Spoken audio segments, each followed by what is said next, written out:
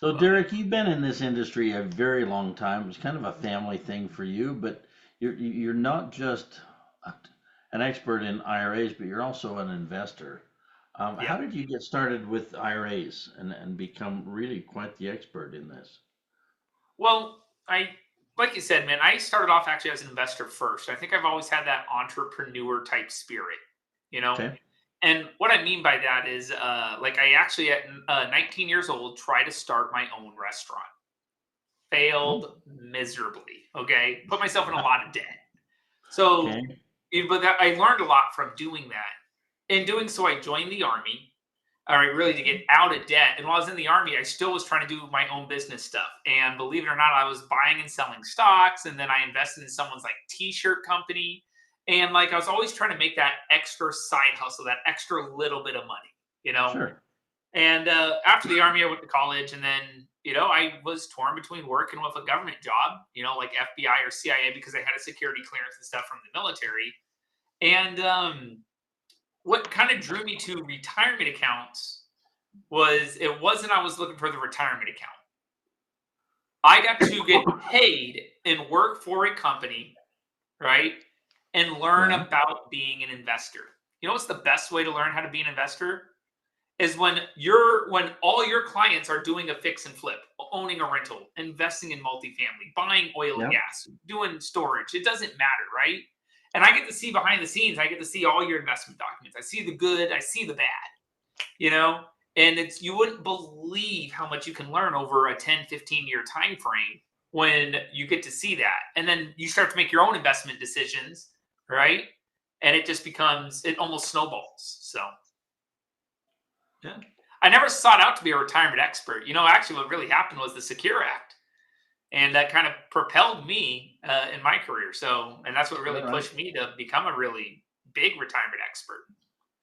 I was trained in asset protection by Jay Mitten, and Jay used to tell me he made a lot more money in real estate once what he would sit down with multi-millionaire clients, some of the biggest clients, the names in the industry, the Marriotts, the Hiltons, Oh yeah, and he'd sit down with these people and ask them how they built their wealth, and he says I finally started figuring out that I'm never going to make it being an attorney.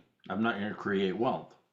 oh, He said I made more money in real estate than I ever did being an attorney, and he was the best. He was the top of the industry what he did, but wealth was created through real estate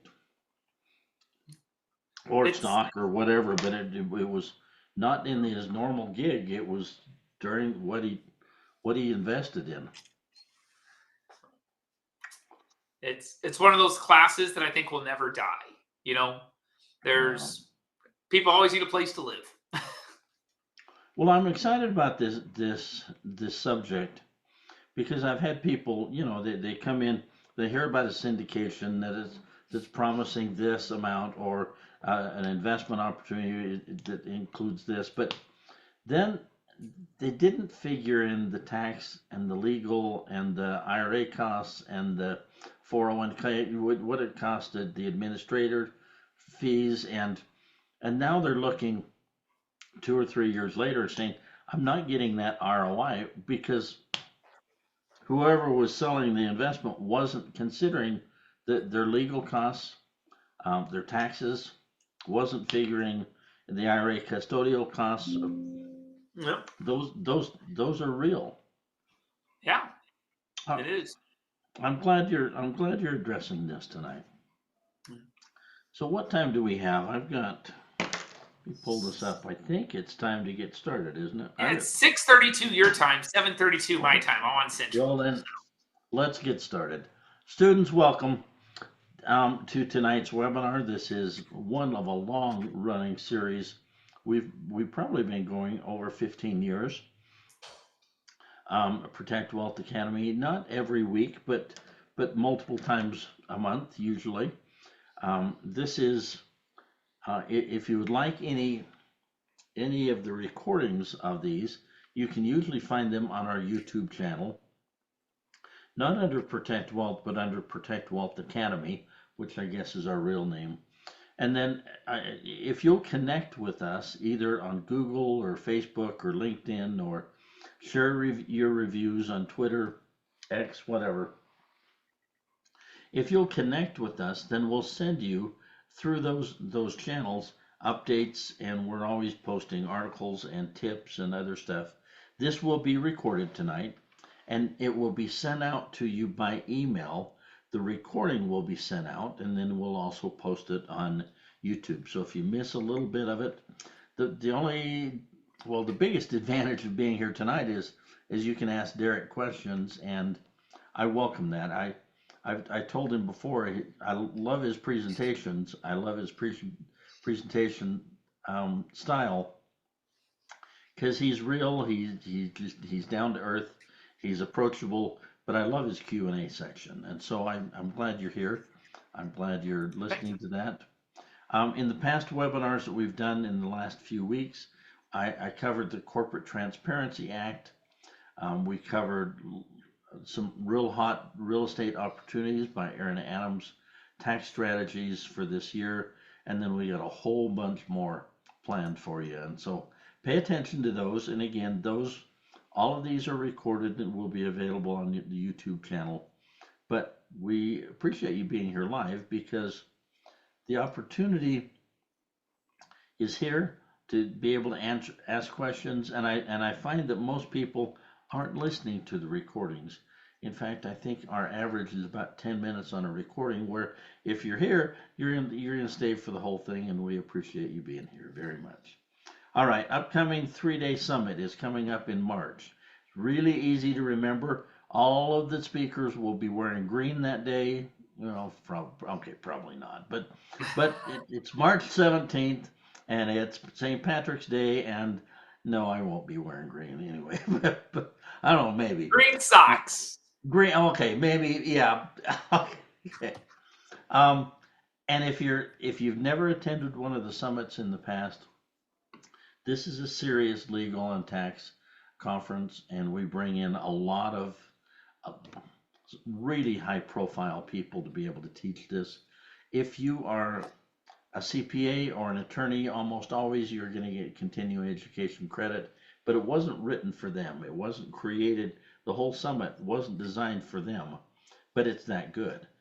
It was really designed for the average investor, the average real estate investor, the stock market investor, the business owners, the medical professionals. It was designed for the average people. All right, and then before we do tax and legal, there is always a disclaimer. You've heard me say it, and I'm not going to read it to you. We're going to teach general principles. We always do. How they apply to you and your situation, I can't. You always run it past a professional. We're here to give. We're here to teach, to train.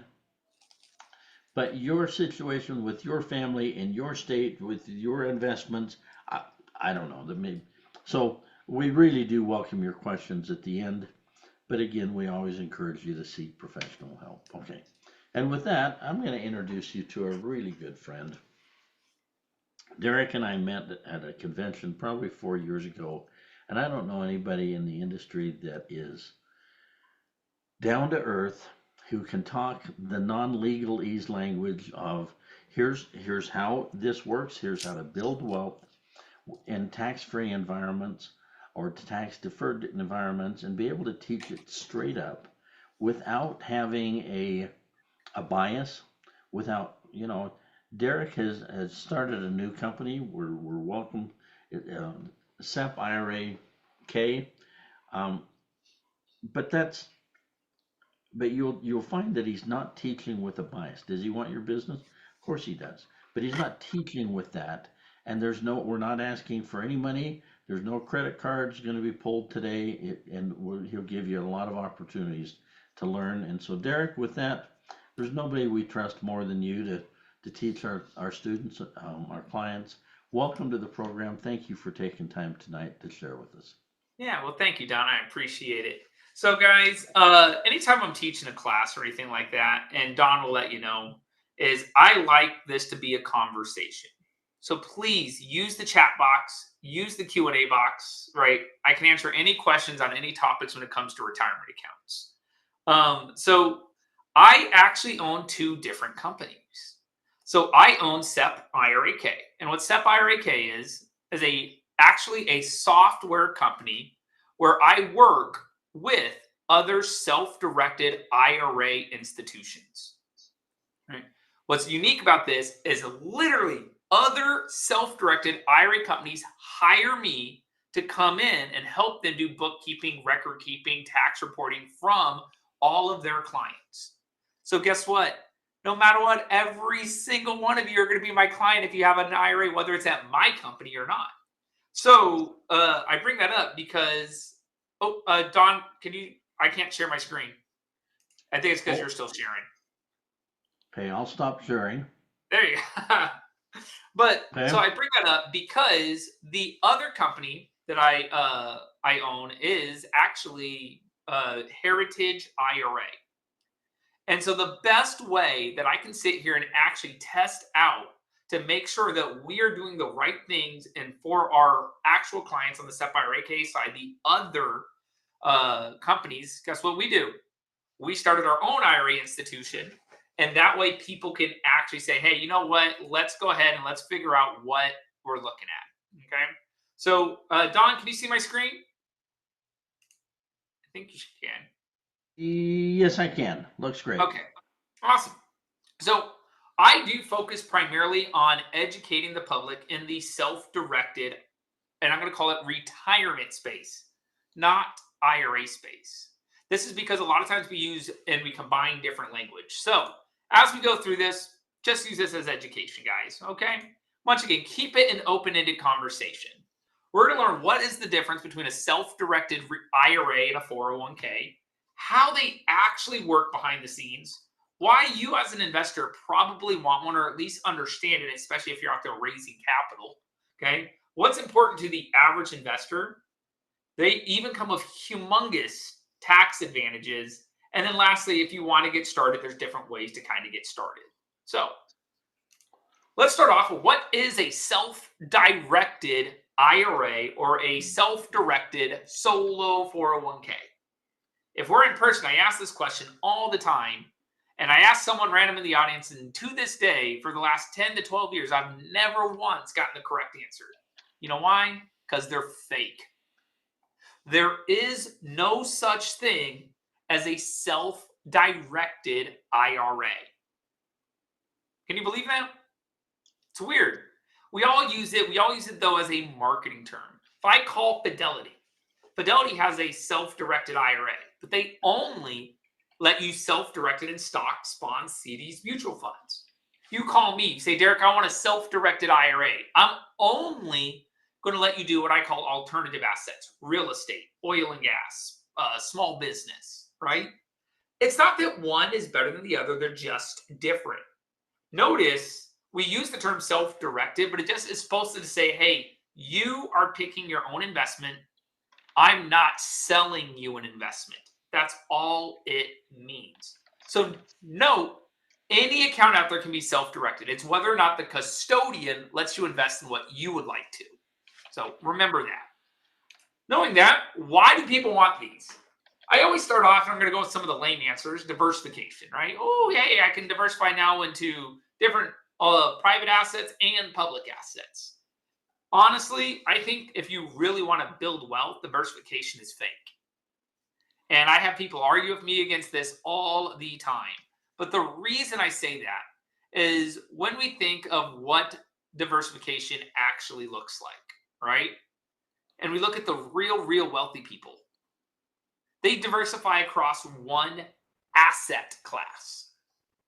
As an example, if I'm going to diversify across real estate, I might own promissory notes. I might own rental properties. I might do some wholesale deals. And I might invest in some of those multifamily syndications. Are you diversified? Yeah. But I'm diversified across an asset class that I understand. Now, do we have some what I'm going to call play money? Maybe you put that into crypto because you wanted to try something new, right? And you don't mind losing it, but you hope it grows big, right? Maybe you have some money in Fortune 500 stocks or something. Sure. We have money that we play with, but the majority of funds, I argue, should be diversified across a specific asset class that you understand. Now, the real reason you actually want to use one of these self-directed accounts, as you can see, is the tax savings. If you're out there, and I always use the example of a fix and flip. You buy a house, you fix it up, you flip it, and you do it personally. When you do this, what ends up happening is you owe taxes, right? You owe taxes on those earnings. But if you did that same investment using an IRA or a 401k, did you know you owe zero taxation today? It allows us to build wealth if we don't have to pay taxes on our earnings. Lastly, taking control of your retirement account. If this is your first time ever taking one of these classes, man, take control of that 401k at your job or that IRA that you have sitting at a Vanguard or Charles Schwab, right?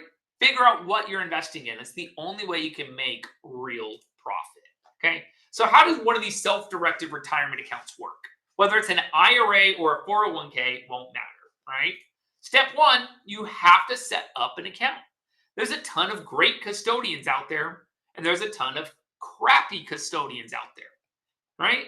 Figure out which one that you like to work with and move out from there, right? And I can't list out the goods and the bads, right? But you figure it out pretty quickly just by making some easy phone calls. Now, once you establish a self-directed IRA, your IRA or your retirement account is considered its very own entity. It has its own name, its own address, own tax ID number. It even has its own level of asset protection. So let's just say I found a note, right? Or physical property. I want to go buy this house. Notice what happens is I, the investor, still find the house. I make an offer. I work with my agent, the title company, the bank, if it's going to be debt leverage. But when I read the buyer's name, it's not my name. It's my retirement account's name. This means your IRA sends money in exchange for the title of the asset, meaning the retirement account receives the profit. So this is what it looks like. But what's going on behind the scenes? The IRS, they don't really care what you invest in. If you ever heard, well, you can't invest in a specific asset class or you're not allowed to do something, that just means that that custodian does not allow you to invest in it. Really, the IRS just doesn't like you to invest in things like gold, and when I say gold, it like to a specific degree, meaning precious metals. They don't like you to invest in things like alcohol or life insurance policies. Outside of that, you can really do whatever you want. The custodian that allows you to do those investments is the one that is really meant for you. Remember, self-directed is just a marketing term. So I've got some questions coming in. What criteria do you use to say whether a custodian is good or crappy? Joseph, I like that you put that out there. So honestly, you want to look at a couple of different things. First off is how long they've been in business. Prime example, if you ask me, I think the custodian's been in the business the longest is Equity Trust, right?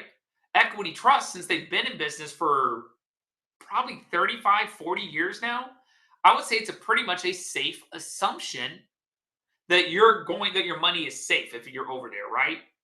At the same time, if we call some of those larger institutions like Equity Trust, you're stuck on the automated line, right? It's you press 1 for this, 2 for that, you wait on hold for 10, 15, 20 minutes before you finally get to somebody, okay? So if we go with a smaller custodian, normally you get a lot better customer service. So if you go with a company that is smaller, right, you'll probably have a non-automated line. Call somebody, they assign you a salesperson or a retirement expert, you get to build rapport with. But notice it's only because they're at such a small level. So you tell me, which one do you prefer, right? Some people really want that handheld. They want that customer service level. Other people say, hey, I don't care. So it's really up to you. So I got another one, Lynn. How do you treat a 1099 provider for an interest on a loan? You were the private money lender through your self-directed. Is it reported as income? Lynn, I'm going to save your question for the end. Overall, no, it's not reported as income, but I'll explain why as we go through the presentation. So I'm going to answer your question. I'm going to keep it up here just for now. Okay, Lynn? So I love that. Keep the questions coming, guys. Now, there is a problem when we go through the method I had here on the screen directly. So I see one of my clients on here, and it's Selena. Right? I met Selena, I want to say back in 2017 or 2018 in Ohio at a big event with Vina Cox, right? And she came to me with a very specific problem, right, on using her IRA. So Selena, I hope you don't mind, right? But you know what her problem was? Fees. Every time we use a self-directed IRA for an investment, your custodian gets to charge you a fee. I charge you $100 every time you buy a new investment and potentially up to $300 a year to hold it. Would you believe I'm on the cheap side, right? Some custodians will charge you upwards of $500 a year. So notice, if I'm doing 10 investments and we're going to call it $300 a year, that's $3,000. So when we're using our IRA, fees can become expensive, right? And custodians charge for all sorts of stuff: buying assets, annual fees, admin fees, wire fees, Roth conversion fees, statement fees. I've seen it all. So guess what? There is a way to avoid them. And we like to label it as checkbook control. Now, if you've ever heard this term, this is actually just a marketing term. And in the industry, in the self-directed IRA world, this is the one of those things that overall is different in every IRA custodian you go to. So I'm going to let you know right now, every self-directed custodian out there offers you a form of checkbook control. We're going to see what that means, all right? Lynn just asked me, do I, as a custodian, Heritage IRA, have quarterly fees? We do not. Our fees are basic, but we only have 3 fees in total. That's it. $100 to buy an investment, $300 a year, $35 to send a wire. We got rid of all the other fees to make it easy. So good question, Lynn. Now, the way a checkbook control works is the IRA, first, instead of buying the investment directly like we had on the other screen, right? Notice our IRA, buying an investment directly, you get charged a fee. What happens is the IRA actually is going to establish an LLC or a trust. Now, yes, there is a fee for this aspect. But after that, the LLC or trust can go out and buy unlimited investments. Unlimited. This is great. Why? Because when we go through this motion, then what ends up happening is you as the individual don't have to pay any additional fees. So as we go to set this up, why do people want it? It's cheaper, more control, no more forms, anonymity. You could use multiple IRAs in the same LLC or trust. Why don't a lot of custodians teach this? Because I make more money the other way. Heritage IRA, our goal is to make sure that everybody and all of you are fully educated on the self-directed aspect. So remember, the IRA is creating the LLC. This means that the IRA is the member. And a lot of people mix these terms up. And if you have an LLC or something like that, you might call yourself the managing member. Believe it or not, this is really 2 different roles. A member is an owner of the company, and the manager is the one that manages the company. So notice, the IRA is the member, but the IRA is not a real person. So who is labeled as the manager? Can it be you? Some custodians say yes. Can it not be you? Some custodians say, hey, it can't be you. That's weird. Why? Why is there this debate? If you ever heard that, let's figure out why. Believe it or not, the IRS does not make it easy on us. Now, when we talk about IRS revenue codes, right, versus IRS publications, most tax law and court cases will happen under a revenue code aspect. And if we think of what the IRA revenue code says under IRS revenue code 408, little a, yes, there is a difference between the little a and the big A, right? It says that you have a responsibility to be the best fiduciary to your retirement account.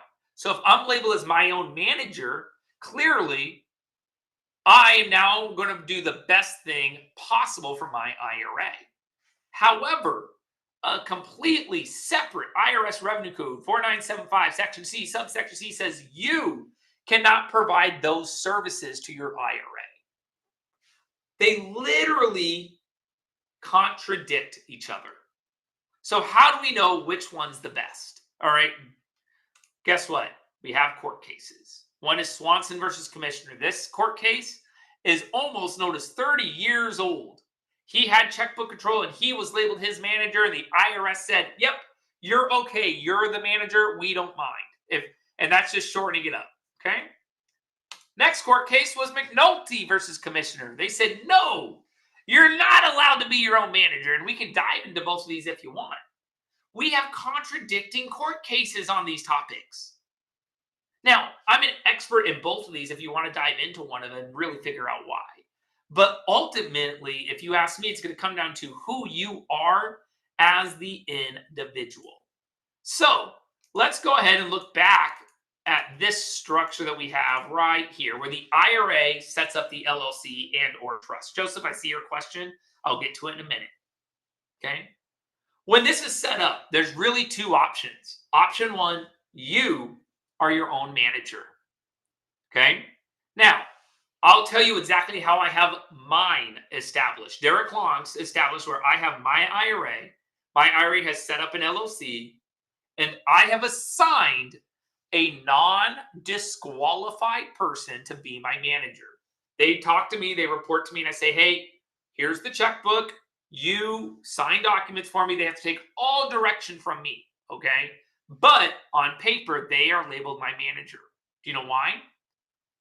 It's because I literally teach this stuff across the U.S. Tax attorneys, CPAs, real estate agents, accountants, they get CE credits from me on these topics. So I want the least risky aspect, because who's the IRS going to throw the book at? The guy that reads the revenue code and teaches it and reviews the court cases? Or let's think of the average person that's my client. I have Joe Blow, who's a fix and flipper. His job is to take his IRA, buy a house, fix it up, flip it, sell it, make a bunch of profit. He is not a tax expert. He's not a retirement expert. He doesn't focus on ERISA law, nothing like that. Well, notice the difference. So you are the only person that can decide whether or not you should be your own manager to this LLC.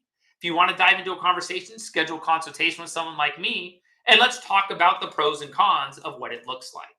So remember, the LLC set up for an IRA, right? That the IRA will create the entity themselves. This gives you your own bank account you have access to. The entity structure, the question is, who's the manager? You or someone else? I can give you 3 different attorneys, and all 3 will give you a different answer, okay? Some people say it must be a non-disqualified person, meaning not you, not spouse, not parents, not kids. I don't know who's correct, and no one does, okay? So we're going to switch gears slightly, and we're going to talk about the solo 401k. Actually, before I do, Joseph asked a great question. Do you have any training on setting up an LLC/trucks, have checkbook control, or who does this generally understand? Joseph, I actually, about 2 weeks ago, did a whole class on this topic where I brought in 3 attorneys and 1 banker, okay? The whole class is recorded. At the end of this, I'll give you my email address. Send me an email, and I'll email you over the class. That way, and it's about an hour long, but at the end of it, you can even just reach out to any one of the attorneys. So great. I love those type of things. Does the LLC get set up before or after you start the IRA? And actually, the LLC is set up after the IRA. Remember, your IRA is considered its own entity, has its own name, address, tax ID number. That IRA is establishing an LLC. So you can't set up the LLC if the IRA is not created yet. See all these questions in here. Let's see. What context determines if an LLC or trust is better? Neither. I get this question all the time. This is actually going to really be more based off what state you operate out of, okay? What investments you're doing, and which one you feel more comfortable in. As an example, I live in Texas, all right? In Texas, trusts do not have an annual filing requirement, where LLCs do.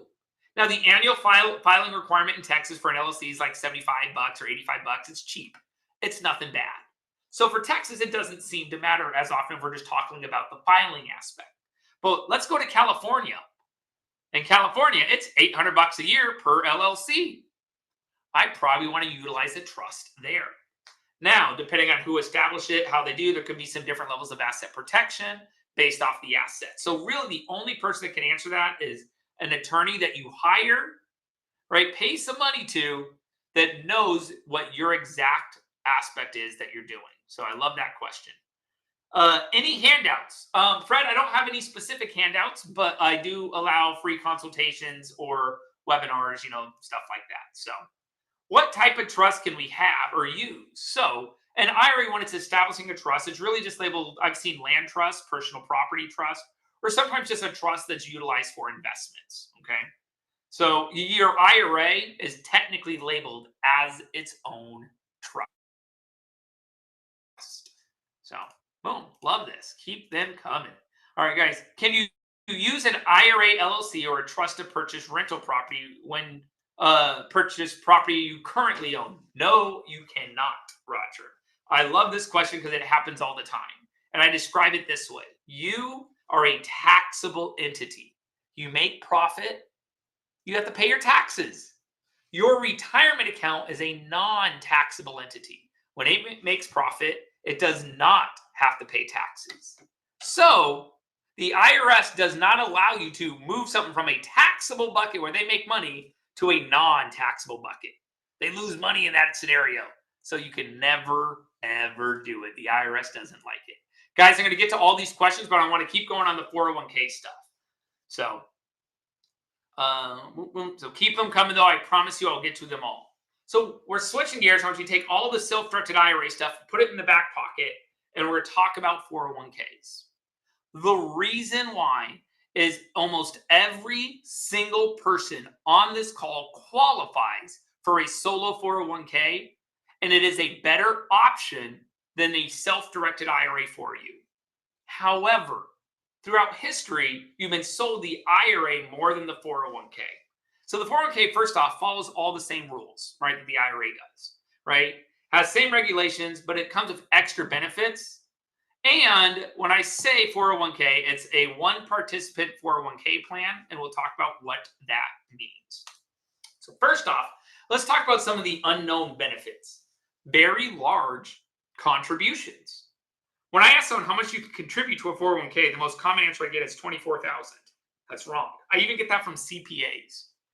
The max you can put in if you set up a 401k is up to $153,000 a year. Guess what? On that, you have the choice on that $153,000 a year contribution to A, take it as a tax deduction, or B, put it all in the Roth despite your income limit. You could have been contributing $153,000 a year to a Roth and you didn't even know it. For all of you who said, oh, I make too much money to contribute to a Roth, your CPA was wrong. So this is the first benefit that I see so many people miss, and they don't realize this is one of those huge benefits of just having a 401k. All right. Other unknown benefits. Did you know you could actually lend money to yourself? Up to $50,000 of your retirement accounts you can lend right to yourself. The IRS gives you 5 years to pay it back, and you pay it back to yourself. I've seen people use this to cover things like coaching programs, where they're like, hey, I want to sign up for this mentorship program for real estate, blah, blah, blah. Bam, they can use their retirement account. No taxes, no penalties. Look at that. How many of you guys out there have signed up for a mentorship program, didn't even realize you could do that? This is one of those unique aspects that people have just not known was available. So, there's even more. Exemptions to UDFI tax. I have clients right now that have used a self-directed IRA and have invested in multifamily deals, storage units, senior living, hotels, some sort of syndication. Someone's raising capital and they put their IRA in it. Did you know in those cases your IRA owes a tax? Every year at the end of that investment, your IRA has to pay a taxation on a called unrelated debt finance income tax. Most people call it UBIT, right? That's not really correct. It's a subsection of it, but it's unrelated debt finance, or UDFI. Huh. Your IRAs are being taxed and you didn't even know it. Whereas the 401k is exempt from this.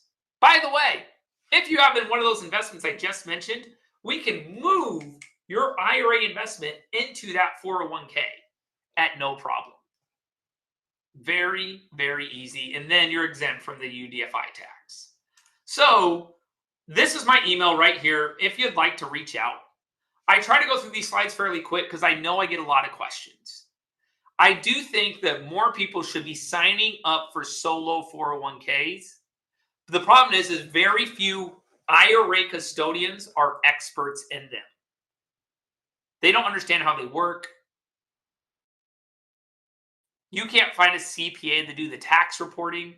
No one knows how to do the bookkeeping or record keeping. Companies like Heritage IRA, which I started, remember, that's what we do. We solely focus on not just the IRAs, but the 401ks. We even can do Rob's accounts. If you don't know what that means, it's using your retirement account to start your own business. We have every aspect, and it's because of my partners I have behind the scenes.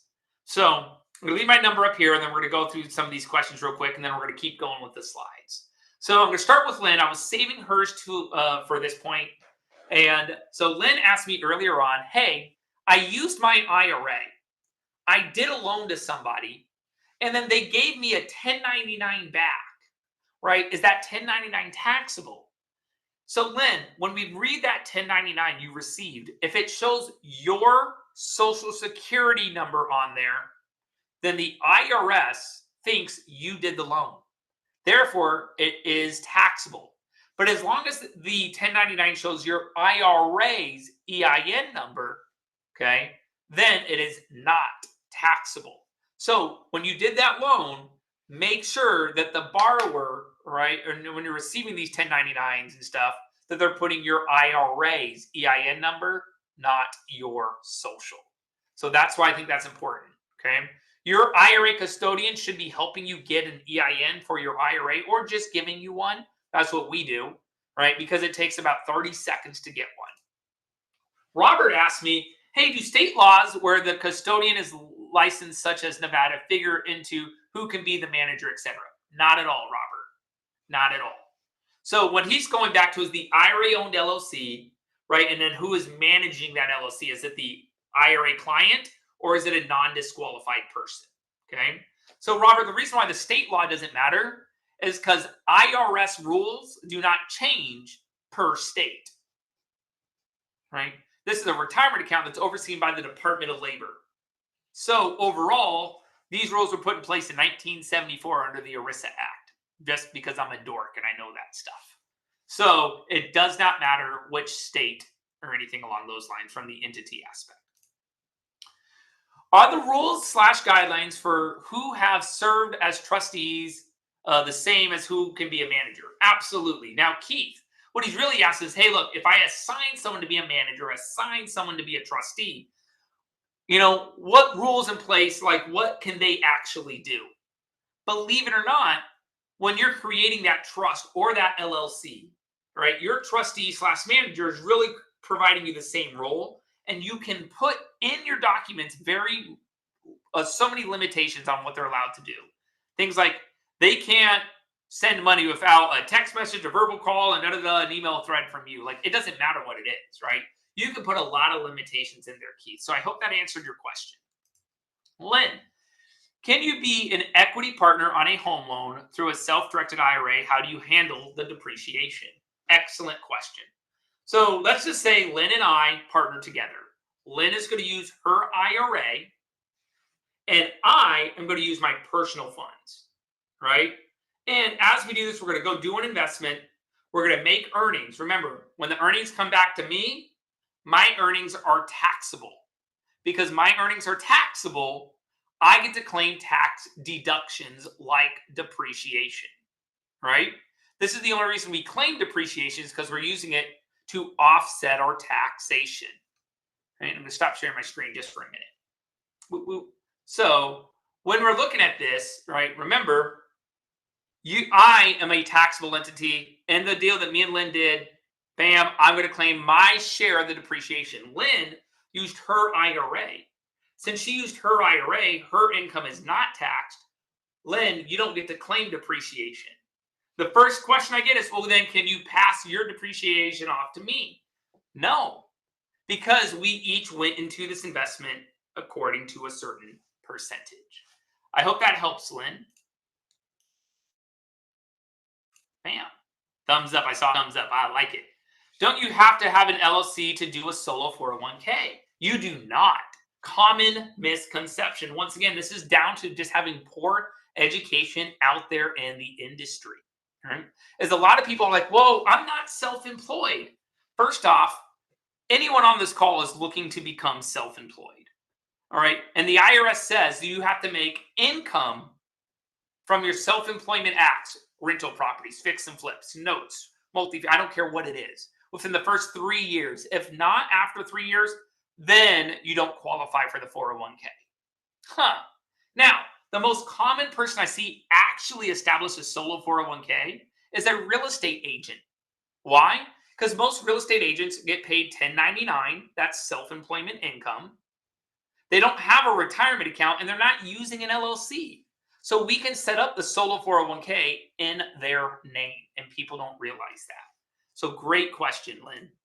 Lynn is on fire, guys. Rob, but we can't move a Roth IRA investment into a solo 401k. That is correct. The only assets we can move from an IRA to a 401k is pre-taxed assets. I mean, I could take a traditional IRA and move it to a 401k, or a SEP IRA, or a simple IRA, a TSP, etc. The IRS, as of today, does not let you move a Roth IRA into a 401k. That might change in the near future. There is literally a bill at Congress, okay, that requested that to be changed. But as of today, Rob, you're correct. So, let's see, Joseph. I was told I could not move an IRA into a 401k. Was this wrong advice? So, Joseph, that's what it comes down to. Is if you have a Roth, you can't. If you have a tax-deferred account, a traditional IRA, rollover IRA, SEP IRA, you can move that into a 401k. Most of the time, people are saying you can't do it. And when you hear that term, more likely than not, it means they don't understand it. That's really what it is, okay? Is they don't understand how to do that process. So let's keep going. Let's see, we got Diane. What is the difference between a self-directed IRA and a qualified retirement account? Great question. When I see the, hey, I want a self-directed IRA. The self-directed IRA is tied to you, the individual, right? That's it. An IRA's exact definition is an individual retirement arrangement, right? You, the individual, setting up a retirement account for yourself. That's it. This is why contribution limits are so low. It's only $7,000 or $8,000 based off your income, all right? Knowing that, then we got to make sure that, hey, look, that's what we're kind of looking at. That's what we're going for, all right? And so IRAs, very low income aspects. But a qualified retirement account, which is another term for a 401k, a solo 401k, a QRP, defined benefit plan. I've heard all the names, right? This means there's two people participating. One person is you, the employee, and one person is you, the employer. Notice two people are coming together to participate in the same plan. You probably never had to explain that way because you are playing both roles. So that's the biggest difference there. So I hope that helps. Bam. Keith, can my IRA partner with my wife's solo 401k, would they be able to be co-owners of an LLC or trust? Absolutely. I see that done all the time. I saw it done about 30 minutes ago prior to this call. I had a client form an LLC where that's exactly what you just mentioned. They were doing it. Very commonly done. Here's the kicker, though. Anytime profit is made, it has to be split according to percentage of ownership. And ownership is defined by capital that was originally created. As an example, all right, or capital is originally contributed. So as an example, if I'm putting in $100,000 into that entity and your wife's IRA is putting $100,000, well, guess what? That's 50-50. All profit is split 50-50. You can't say, hey, well, I put in 100 grand, she only put in 20, and we're still going to split 50-50. Nope, that does not work. All right. So great questions. Guys, you're smart tonight. I love it. If you're already retired, can you borrow from an IRA or 401k? So, Cynthia, yes, you can on the 401k side, not the IRA side. However, before you do, I'm going to ask you, why are you borrowing? You do qualify for a distribution. So because of that, you're not going to be penalized. Now, if you're saying, well, Derek, I want to keep as much money in the retirement account, I just want to borrow money and then make sure I can still put it back in there, great. Let's go about those motions, right? But you're already most likely of age, meaning over 59 and a half.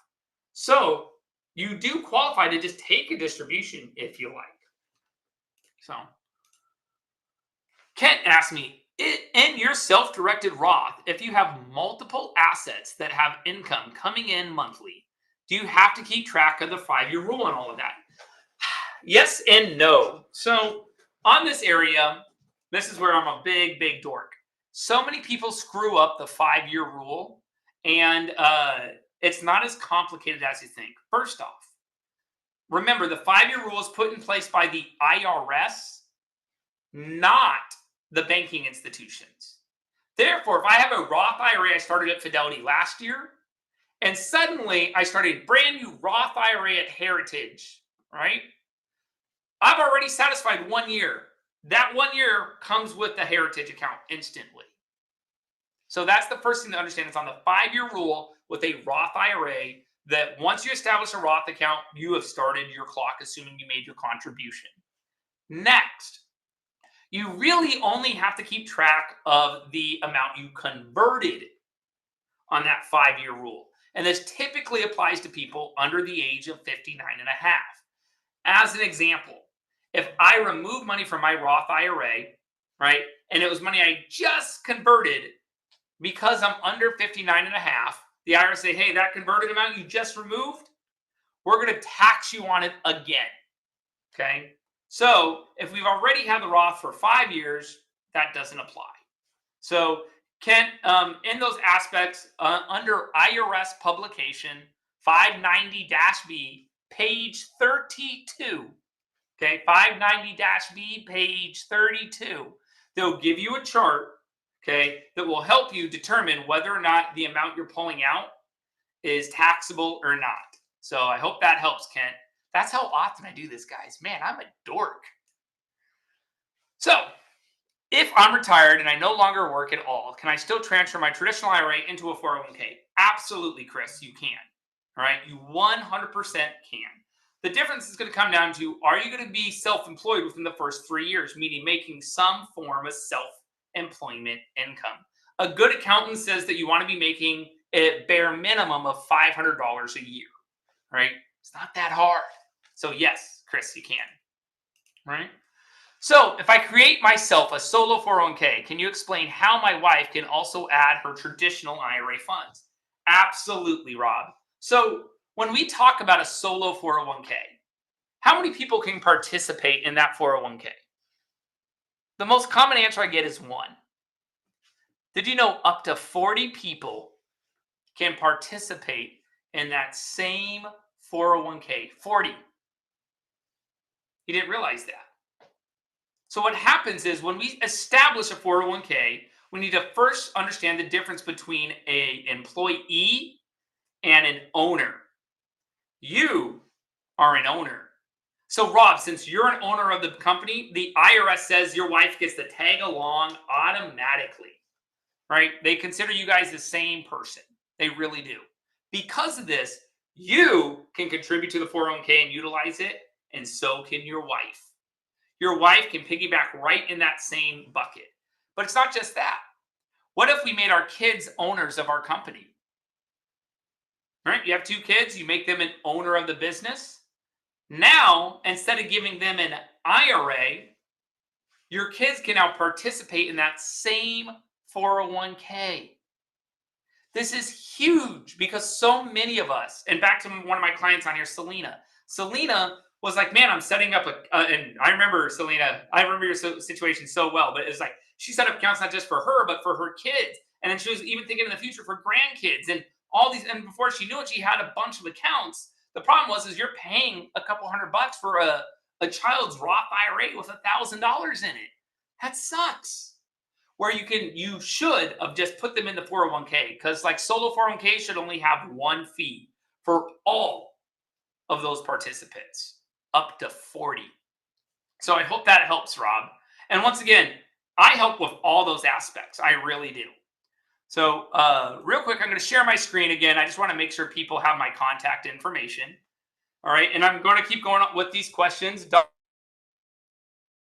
you let me know when to stop. Okay. So I'm going to keep going until you tell me to stop, Don. But All right, on that, I also have a small promotion. Huh? Let's keep going. So we're good. All right. Sounds good.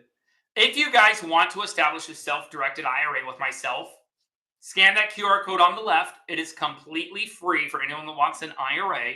If you want a 401k, send me an email. All right. My email is right down here.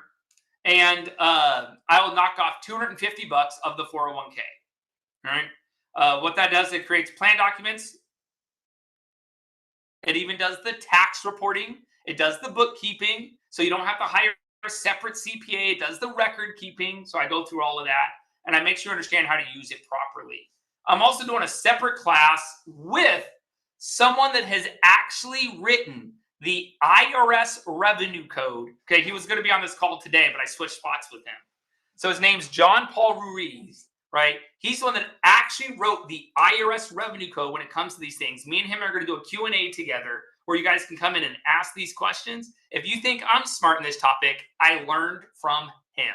Okay, so that's the QR code on the right. All right, so back to the questions. Can you put earned income of $253,000 you mentioned before into a 401k? Yes, you can. All right, but this is really more based off what you pay yourself. And I love to kind of go through a little demonstration, right, of what that really looks like. So let's see if this works. If I just do something like this.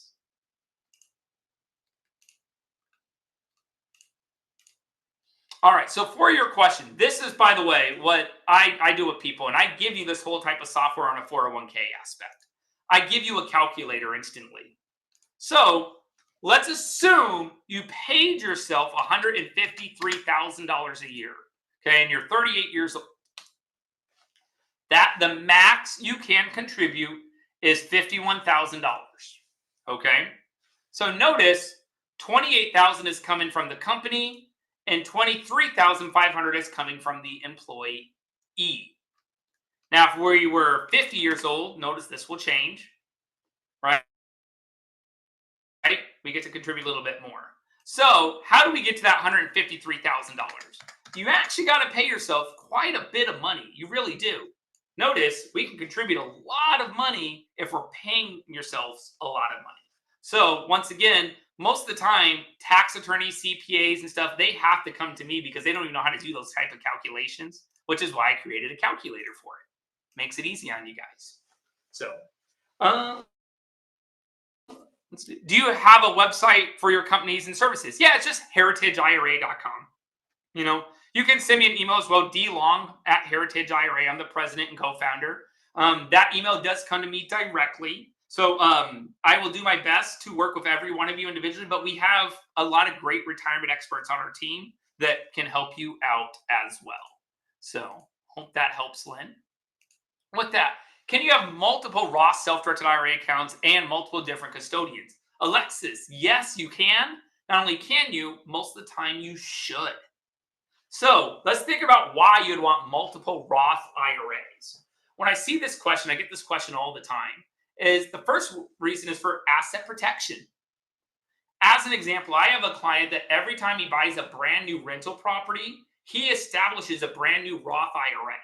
Why? Because he wants all income, all bookkeeping, record keeping tied to this one account. And if something happens, boom, they know they're only going after that one individual account, right? And if you ever take one of, especially the class that Protect Wealth has coming up in March, I want to say you said it was March 17th, right? They talk all about charging orders and stuff in there. That's one of those topics, okay? So, yes, in addition, if we look in the last year and a half, if you guys didn't know this, 6 self-directed IRA custodians were shut down and were forced to sell. 6 of them, right? It's not that hard to figure out which ones. Now, the reason why that happened was because they were doing inappropriate things with client money. Now, this was something that, believe it or not, I would argue it's really not their fault. It was one of those things that, hey, you're allowed to do it. Nope, you're not allowed to do it. So they did something they were allowed to do, and the rug got pulled out from underneath them, okay? But in those cases, if you had a Roth IRA at multiple custodians, you'd be, I just argue, extra protected. So I hope that helps, Alexis. What is 506C? Can you talk about it, please? So 506C is actually just a type of investment. It has nothing to do with ERISA or nothing to do with retirement accounts. But if I'm going to raise capital, right, typically I'm going to apply under a 506C aspect for raising capital. This means that I'm asking for someone to be accredited, have $1 million in assets, or be a high income earner, usually $300,000 a year. Okay, that's all that means. It's just a fancy thing that the oh my gosh, that the higher ups want. So I hope that helps, Alexis. Whew. If I convert from a traditional IRA into a Roth IRA and instruct my custodian not to withdraw any federal taxes, first off, I'm going to stop you right there. Okay? I would argue you should never withhold taxes from the IRA when you do a Roth conversion. Right? Before I finish reading your question. This is because when you do that withholding, that is treated as its own distribution. And if you're under 59 and a half, that money is penalized. Most custodians don't realize it. It ends up showing up on your 1099 of a code 1. And what ends up happening is you end up getting a penalty for that. So is that allowed? Yes. So they can withhold taxes, right? If you want, I would argue do not allow them to. So I hope that helps. Can I get your email again? Oh, yeah, it's right there on the screen. Woohoo! Keep it coming, guys. You guys are the best. 47 emails. I've gotten 47 emails from this group so far. Man, you guys are incredible. Keep it coming. So if I have an IRA already, why is it beneficial to move it to a 401k? So Cliff, this really is going to be depending on you, the individual. So first off, one reason would be fees alone. All right. And as an example, a 401k is typically going to cost you about $1,000 a year. That's it. Now you're like, oh, that sounds expensive. Remember, that can cover all of your accounts, all of your spouse's accounts, all of your kids' accounts, right? In addition, you can contribute more, right? In addition, it comes with its own checkbook control. You don't have to have an IRA set up in LLC, okay? Now, why would you want the IRA instead? The IRA, you actually have a lot more hand-holding. For every one of my clients that processes an investment using a self-directed IRA, I'm going to review your investment documents. I'm going to make sure it meets IRS guidelines, and it's going to keep you in compliance. Now, I'm not going to look at it and say, is it a good investment or bad investment? It's not my job, right? That's up to you to decide. But I am going to make sure it stays in compliance. Whereas on the 401k, you're stuck doing it. So, Cliff, I don't think that one account's better than the other. It's really going to come down to more what it is that you need, okay? And once again, schedule a consultation with me, right? Or join us on that other class, right? The one with next week. I think that's next week. Yeah, or no, yeah, February 22nd, okay? So hope that helps. Let's see. We are closing an S Corp with the 401k plans. We, husband and wife, just opened a C corporation for the family office and trader of business. Can we transfer our 401k plans or we need to create new plans? Thank you. So you can transfer them. All right. Most likely, assuming that your family office has employees that are not family members, you'll want to move it to something called the defined benefit plan. All of these fall under 401k. So when we say the term 401k, I want you to understand that's IRS revenue code 401k, right? Then underneath there, that's where you have pension plans, TSPs, TRSs, 403bs, 457s, blah, blah, blah, blah, blah. Okay. So, yes, you can transfer it, but most of the time, a financial advisor is going to tell you to start a new one. Okay. Now, the reason they're doing this could be they get to charge you extra fees, right? Or you might not have the right plan documents in there that allow for all the verbiage and stuff. So, for a great aspect to look into that, if you do join that, I would love if you talk to the guy that literally writes the revenue code in that area. So, ask that same question when we go through that topic. How would I transfer funds from an existing IRA to your account? Well, if you're transferring from an IRA at another custodian to an IRA with Heritage IRA, iCompany, right? Then we just have you fill out a transfer form. It's that simple. If you're moving it from an IRA to a solo 401k, then it is still a transfer form, but you're going to also have to fill out a rollover form on both sides. And I walk you through that process. Overall, Lynn, it's not that difficult. It's really not. So, is there a requirement to file a return each year when you reach the amount of $250 or more in your 401k? What would that cost be to file the return? Yes. So what Bento here is talking about is if your solo 401k is worth more than $250,000 a year, your 401k has to file a 5500 EZ form. It has to. What if I told you most tax attorneys and CPAs don't know how to do it? To make it worse, they charge anywhere from $1,000 to $5,000 to not only complete this form and file it for you.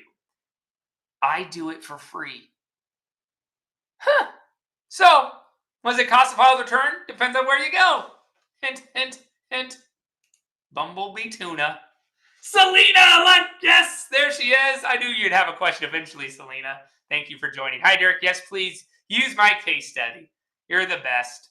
So, all right.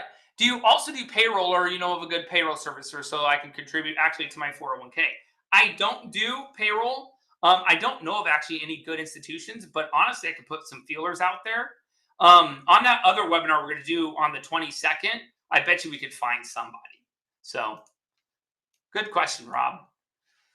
Marta, follow-up question. Can you earn income from a W-2 salary, a company I currently work for, to put into my 401k? Nah, not if you're, and I'm going to change the way you worded the question a little bit because it's a yes and no. All right. So if I work at Walmart, all right, and Walmart's paying me a W-2 salary, I cannot take that money and put it into my self-employed 401k. Doesn't work, guys. Sorry. But if I have my own company and I pay myself W-2, absolutely, I can put that into my own 401k. I hope that helps. All right, Cliff. Can't I just checkbook control with the IRA? Absolutely you can. Heck yes you can. That's why I started off this whole conversation that way, right? I walked through how to get the IRA with the proper checkbook control. Every IRA institution out there offers a form of it. Whether it's you're the manager or a non-disqualified person the manager, that's going to depend on the institution. So, good question, Cliff. Do you recommend holding property in an IRA and an LLC with a non-disqualified manager directly in a separate IRAs? If you get sued, can the creditor come after the property, the IRA, blah, blah, blah, blah, blah, blah, blah. Yep. So this actually, I'm going to argue, is more going to be based off the type of property you own, the state you live in, and what type of landlord are you? And I'll give you two different case studies. They're going to sound pretty similar, but you're going to see one major difference. All right. My IRA sets up an LLC, right? Because I think it's giving me extra levels of asset protection, and I buy a rental property, right? And the tenant calls me. The tenant says, "Hey, my roof's leaking," right? And now the roof's leaking, and he goes, I go, "Hey, you know what? That's actually not a problem. You know, it's a minor leak. I don't need to fix that today. Kiss my grits," right? Another week goes by, same thing, and we just keep going in this circle. One day the roof caves in because of the leak, and it kills his dog. Well, guess what? Most likely that LLC, unless you have really good charging orders, it's not going to matter. Why? Because you are a crappy landlord, okay? In addition, just because it was, whether it was the LLC or the IRA, honestly, I don't think it's going to make a difference. Now, if we're in states like Texas, Texas is a very rental and real estate friendly aspect, right? Texas law definitely is more friendly to the investor over the tenant. I go to California, this is the exact opposite, right? In California, they're a lot more tenant friendly than they are investor friendly. So you can see, depending on what state you would side in. Now, think back to my case study I just mentioned. Hey, my IRA or my IRA-owned LLC owns a rental property in New York. It's wintertime. My tenant walks out, slips on the stairs, and hits his head. So he decides to sue me. Well, you know what? Dude, you live in New York. The ground is icy, right? The LLC there is to protect any additional assets, which is really good. That's what the charging orders are for. Notice, in that second example, you're not a crappy landlord that didn't want to fix the roof leaking. So when you ask those type of questions, you got to understand there's so many other factors that can kind of jump into it. What time zone is the class in on the 22nd to be in? I'm on Central Time, so that would be 10 a.m., 10 to 11 a.m. Central Time. I believe so. I'm looking at that, and I'm thinking it's actually noon. February. Oh, no, yeah, that's on Saturday. So, yes, that is 10 a.m. Central Time. Sorry. Yep, boom.